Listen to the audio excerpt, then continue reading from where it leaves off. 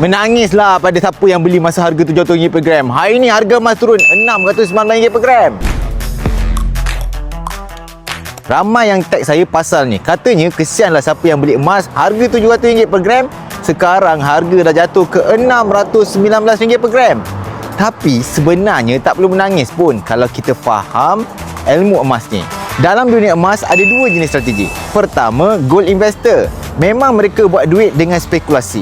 Buy low, sell high. Beli rendah, jual tinggi untuk untung cepat. Bila harga jatuh mendadak, memanglah rasa lalat sedikit.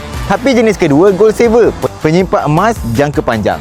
Kita beli sikit-sikit untuk tempoh 2 tahun ke atas. Kita kumpul grade emas untuk dana kecemasan, deposit rumah atau tabung pendidikan anak-anak.